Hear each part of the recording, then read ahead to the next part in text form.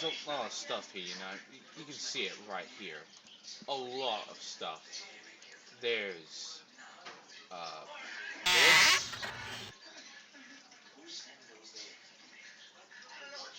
Hello. Is this? Well, thanks, game. Just fucking zoom in on There that. are some for whom death holds no dominion, for whom a visitation from the grim reaper is simply an opportunity to challenge the Dark Lord's presumptuous presence. Sir James Lowther, the first Earl of Lonsdale, was one such man, whose spirit was sustained in life, as it was after death, by sheer malevolence and an indomitable will. Lord Lonsdale, or Wicked Jimmy, as he was better known, was an eccentric and haughty aristocrat whose tyranny knew no bounds, a sinister figure to many of his contemporaries. His greed for power in both business and politics was rapacious, and it was a foolish peasant who did not meet his criminal extortion of grain and livestock. The unlucky individual would be flogged mercilessly until Lowther grew bored of the amusement. He was also a man of unbridled passions, and this was to prove his ruin. Despite his overweening authority and fearsome temper, Lonsdale was trapped in an unhappy arranged marriage and engaged in unwise dalliances outside his ancestral home of Lowther Castle. His amorous attentions eventually fell on Sarah Cook, the handsome daughter of one of Lonsdale's tenant farmers. But as Sarah was considered of common stock and below his social standing, he was forced to keep her as his mistress in lavish style at his manor house in Hampshire. By and by, his love for Sarah grew, softening his mood and bringing much unaccustomed joy into his life. But it was not to last. In the winter of 1790, Sarah fell unaccountably ill and died at the manor. There was no warning and no time to grieve, and so the Lord of Lonsdale reverted to his old ways and simply refused to accept her demise. Sarah's cold, stiffening body was left on the bed next to him, much to the disgust of Lowther's servants, who were forced to play along with this gruesome charade or face dismissal. For the first few days, the chambermaids cleaned and dressed the deceased and brought her down to dinner when their master returned from business. The two of them would be served their evening meal at the same time as usual, but maneuvering the cutlery between the corpse's frozen fingers was a grim and nauseating chore for the young lad who attended table. But soon, no amount of perfume could disguise the sickly stench of death, as Sarah's putrefying flesh slipped free of its bony scaffold. In due course, the servants could bear it no longer, and left Lowther alone with his skeletal sweetheart. Wicked Jimmy then had the body placed inside a glass-fronted coffin so that he could gaze upon what was left of the face that had once so bewitched him. The days would drag by interminably, and he longed to rush back and be with Sarah, who would listen patiently to his stories of the day's progress and his overtures of love, all the while staring at him with vacant sockets and smiling her grisly smile. He didn't need her to speak. He knew what was in her heart. But the inevitable could not be put off forever. As the body rotted and frayed in its bower of glass, Lowther was exhorted by the few acquaintances who dared visit him now to dispose of the body. It was not right for Sarah to be denied a consecrated burial. Her spirit could never be at rest. And so, 2 months after her death, Lowther buried his beloved at Paddington Cemetery in London. Wicked Jimmy, the scourge of the Westmoreland countryside, returned to Lowther Castle a broken man. Gone was the rambunctious despot, to be replaced by a desolate figure who suffered chronic bouts of depression and took to wandering aimlessly through the nearby woods for days on end. His wife had little option but to remain by his side, but his business languished and the estate fell into decay. He died in 1802, and there were few tears shed at his funeral. But Lowther could not resist one final affront. As the lid was about to be placed on top of his coffin, Wicked Jimmy suddenly sat up, eyes blazing. A sharp hiss of air issued from his dead lips. The tremendous force of his movement knocked the attending vicar off his feet and caused a gasp of horror to break out from the assembled mourners. Wicked Jimmy had risen from the grave like some demented Lazarus, to strike terror into the hearts of his neighbors once more. However, a collective sigh of relief shuddered through the gathering when, having had the last word, Sir James Lowther sank back into his casket, which was hurriedly nailed shut. But if the people of Westmoreland thought that was the last they would know of the bad lord, they were sorely mistaken. Lowther Hall was the first to bear the full brunt of his homecoming. The upper floors shook violently as his ghost strode about in a rage that forced those few kinsmen who had remained in the castle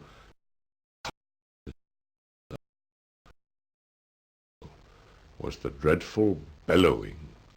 Sir James's booming voice, which terrified those at the receiving end of his ire when he was alive, now threatened to shake the crumbling edifice of Lowther Castle to the ground. But he would not confine his hauntings to his erstwhile residence, and spread his new reign of terror to the surrounding countryside. Dressed in black, thoroughly dishevelled and sporting a manic gleam in his eye, the first Earl of Lonsdale drove a spectral carriage pulled by demonic chargers through the quiet lanes bounding his estate. None would forget Wicked Jimmy in a hurry. Death may have hauled the physical form of Sir James Lowther, defiant till the end, into the void, but his spirit would not be denied. Having been cheated of the great love of his life, he would not rest until all had felt his anguish. And the bad lord refuses to be silenced still. Hopefully we can move on now. Fuck it. Okay, so let's see. Nothing else in this room. Let's leave. Alright. What can we find here? Nothing. Okay. What about to my chair? And that's it. So we're done up upstairs then. Let's leave then. Down here. Through the door. And looks like we're actually going to go left downstairs.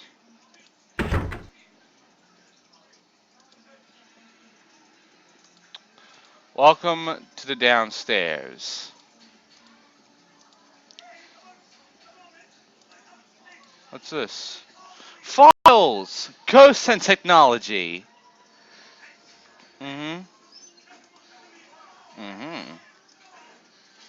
Ah, there it is. Spider. By Cornell. Robo Ghost. Ghost in the laboratory. Gansel experiments. Center car experiments. And that's it. Alright. What this shit? That's a very difficult question, and I don't know the answer. I have been involved with a couple of cases where I suspected that fraud was involved, and even then I couldn't be absolutely sure that it was.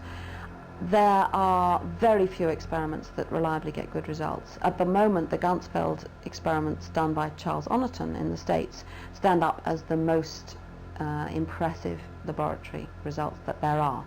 Now, I don't know how those came about. If those experiments have been done the way they are written up in the literature, then it looks as though they're due to psi, because they certainly couldn't be due to sensory leakage. But fraud is a very difficult one. You never can completely rule out fraud. However hard you try, there's always somebody who could come and cheat. Somebody who's designed the experiment can always see a way around it. Someone who's written the programs that run it can always see a way around it. It's very, very difficult to design a fraud-proof experiment. What makes that not important in most of science is that we have theories that get better and better and better, and a little bit of fraud along the way won't matter. The problem is in the realm of ghosts and psychic phenomena that we don't have good theories, and we're always relying on one great proof, and if that's fraudulent, the whole thing falls down. I think it's sad to say some of the most important psychic experiments have been fraudulent, like Sol's experiments in the 1940s. But as for all the ones today, I don't know. What we have here is a computer system that is monitoring a number of sensors which are on the end of wires. So this is one of them which is nearby. This is a temperature sensor, a small, very sensitive sensor which is feeding information into the computer, which is then being recorded and displayed on the screen as a trace. Now if I grab hold of this, you'll see the temperature go up along that curve there. And as the temperature goes up, it's recorded and into the computer's memory, and we can take it off onto a floppy disk and then analyse the data at a later stage. And what is more, this machine will give a warning if any of the readings change fairly drastically. I don't know if it'll do it for me if I'm hot enough to get a significant effect. I don't think I am, but you can see the temperature fluctuating.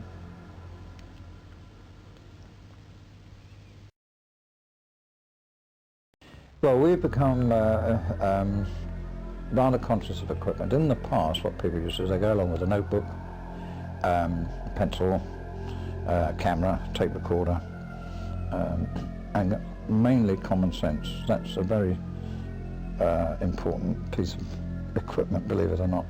These days, what we've decided to do is to try and see if we can get upmarket. And we produced a thing called Spider. We had to call it something. It's a black box. It's an electronic box, and it has all these wires sticking out. And SPIDER stands for Spontaneous Psychophysical Incident Data Electronic Recorder. Silly, isn't it? Principally, equipment that will register changes in the physical state in the room, because people say that physical things happen. Things are thrown. They see ghosts that aren't there. They light up and they disappear. Things are moved. There are smells, there are electrical problems, there's interference. So we take equipment to measure that and to record it so we can play it back. And mainly common sense. It's a difficult question to answer, but I'll try. And because I'm a little bit biased, I'm more interested in the spontaneous cases because they've been going on for years and they're still there and they still need answering. At the same time, people in the past quite rightly have said that the control conditions aren't good enough to examine in a haunted house. That's why we got the equipment. So they wanted to put them under strict laboratory control conditions and see whether these things were caused by human faculty. A very good and sensible approach. Now, I don't think the laboratory people will entirely agree with what I'm about to say, but I don't really think that 40 years of laboratory work has produced anything. I don't think it's advanced our understanding of the subject any farther. It's cleared up one or two points, but the phenomenon that we're interested in, all of us, is the spontaneous stuff.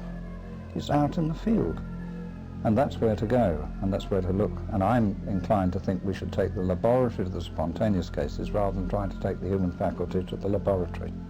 But I don't really think the laboratories advance our knowledge that much. Alright. Let's see, what's this? It's a bottle. Can't examine that. Can't examine the top, and there's some stuff here. What we have here is a wand sensor. It's a type of thermometer. And the useful thing about that is not only is it on a long lead so we can investigate temperatures physically, but because it has an illuminated digital readout, it's very useful for seeing even in the dark. And the change of temperature is noticed directly. Now, we can, if a report has been such as here, when there's a phantom has been seen under this particular beam, we can find out if a temperature change is associated with it, you see. It may or may not be. So we can look. Somebody said, there was something on this chair there. So we can actually leave it. Now, we can actually leave the thing, so we're not disturbing anything. We can go to where the readout is, even if it were in another room, because we can have the wire as long as we wish and see what's taking place at a distance. It's a good idea. So it's simple in essence, but it's the interpretation of the data that it gives us that is important, you see.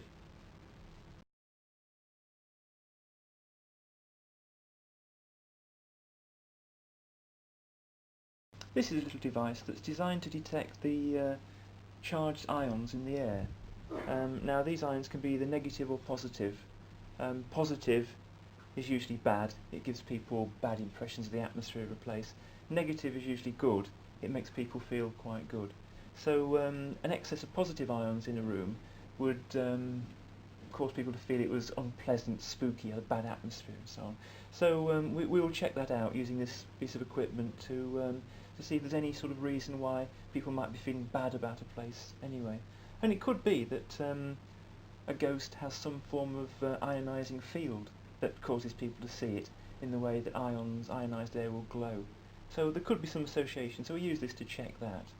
And looking around here, I'm afraid we're getting no unusual readings at all in this area where the ghost was seen. So at the moment, there is nothing untoward happening, unfortunately.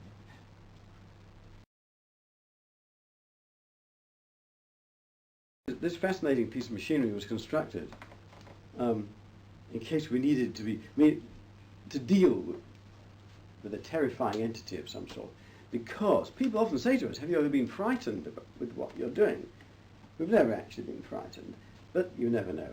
If we saw an entity, we could in fact, literally, like the Ghostbusters, we could sort of, fire a beam of light, and we might have an epileptic ghost if we did that, but it is a very real piece of machinery. Now, it's very complicated, but in brief, on the side of the machinery, we have here a GSR machine, galvanic skin response machine, which you hold in one hand, and if you see something that's frightening, you could sweat. You might not realize you were sweating, but there would be a response in the palm of your hand. This then emits a high-pitched buzz, and if you felt uncomfortable, you think, my God, people have reported a sinister presence there, but I don't actually see anything. You hold this, and if you began to feel uncomfortable, it would be responded, you get a sound here, and then if you wanted to, even though you couldn't see it with your physical eyes, you could nevertheless upset it with that. It's very difficult with anything like this commonly to decide what is, as it were, subjective or objective. It's something that you think you're going to feel, or is there something really there? On one occasion we used it when there was something really there. We used it in a deserted church. We fired the beam of light at a swirling green, ominous mist, which exploded into trillions of glistening lights and rushed out of the door and disappeared. Now, we saw it, believe it or believe it not, that doesn't matter to me. But the fact is, it came in useful. We like the machine, we developed it, and it's fun. But the galvanic skin response machine does help you to decide if you are actually physically responding to something anyway. Now, there's a lot more that could be said, but it's probably beyond the scope of what we're recording just now.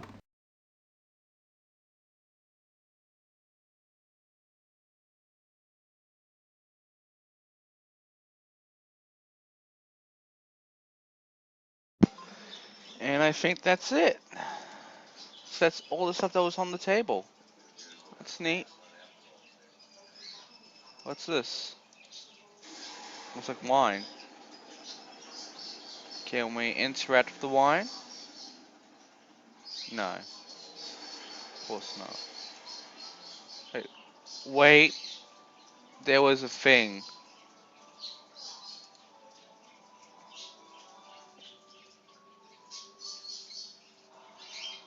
Okay, we zoom.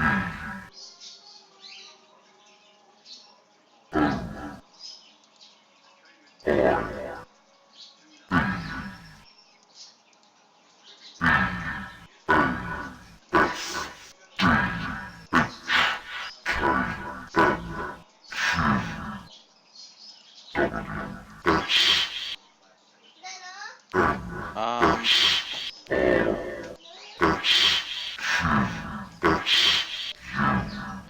is this a puzzle?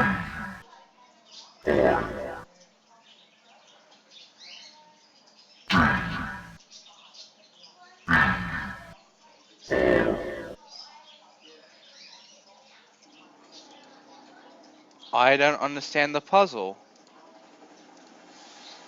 Um, the ghosts of old England. Okay, some ground. Ooh, Photoshop. Oh man, these are some great photos. I am monk. More crying.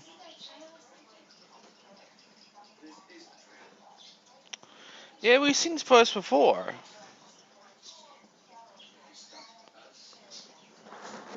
I mean, these aren't new. These are photos we. Hello. These are photos we've seen before, right? Back in the, yeah, there's that chick again. I've seen these before. They're in that fucking book.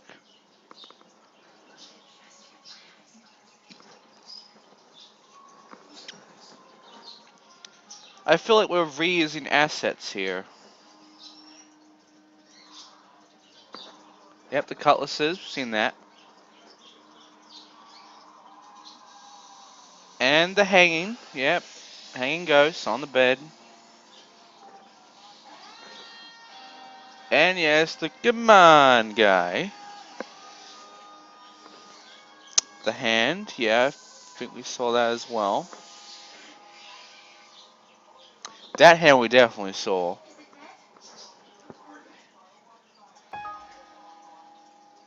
Could not decompress the memory.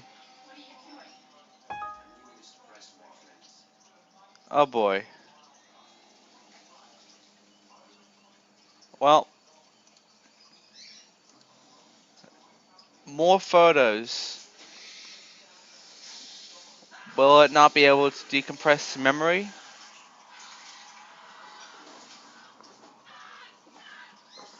I feel this is more a compatibility issue rather than a fucking any other kind of issue, because I believe this should not be oh, for fuck's sake.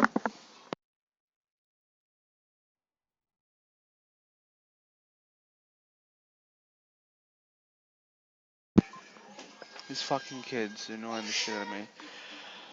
Okay, so some photos all around the place. They're pretty neat. You can tell there is some editing done to these photos. Jesus fucking Christ, we still have 20 minutes left. Oh my god. I have to deal with them as well as deal with this for 20 minutes. This is gonna be hell. Let's see if we can at least get the majority of this done, because I don't understand the puzzle that that one spot had. Unless you want me to put in ghosts, in which case I would have to pretty much try and tell where every single letter is. So, you know, I would have to get up Photoshop and take note. So, you know, that's fun.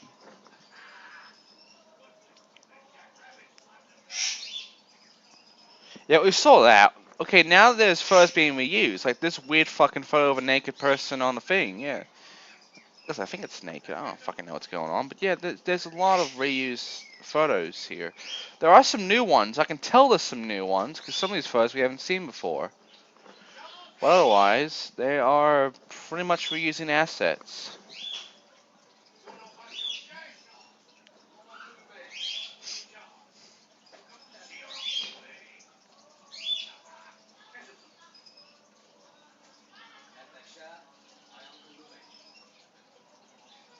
But yeah, I'm loving the fucking non-memory decompress shit that's going on right now. I love the fact that the compatibility is not perfect, and that there are some things with Ghosts that do not work on Windows XP that I have here.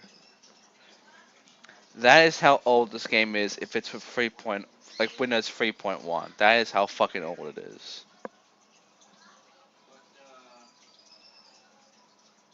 But for the most part, I am enjoying what I'm seeing here. It's kind of boring. Oh, here we go. It's kind of boring, but it has its good moments. Yep, I'm guessing that's it. Nope, that's not it. There's still more photos. There are just some pictures that just will not play normal. I guess that's it. Oh, a computer. And darkness. What's in here? There's some wood, but that's about it.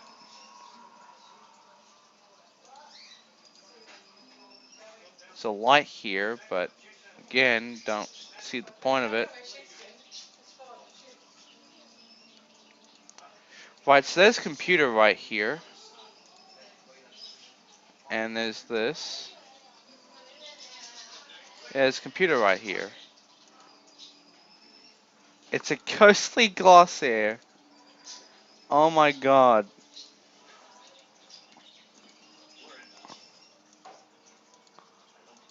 You can read this yourself, I'm not going to.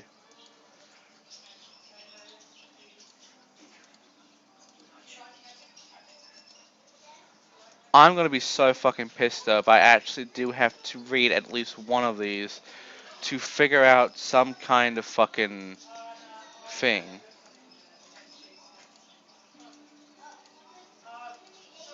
Phantasm. Look at that. That's how you spell Phantasmagoria.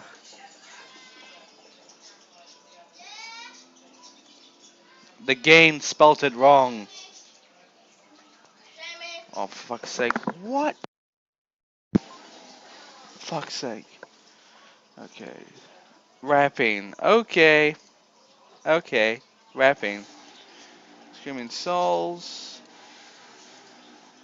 Supernatural Survival Test. Ooh. Vampires, of course. Vision. Wraith. And zombies. Of course you bring in zombies. Hey look, it's the ghost box that I don't own. Because sadly I only got the case and disc.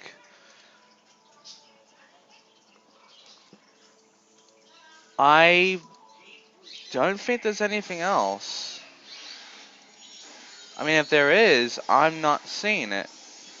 But I'm pretty sure that's everything in this room. So, now we have to begin puzzle.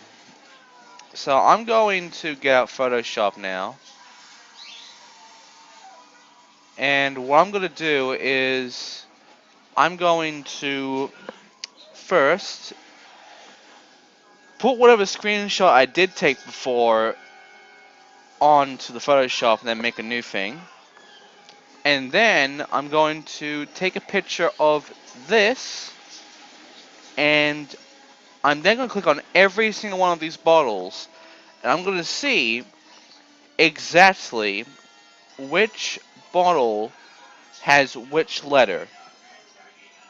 That way I can understand what the fuck I'm looking at and what to do.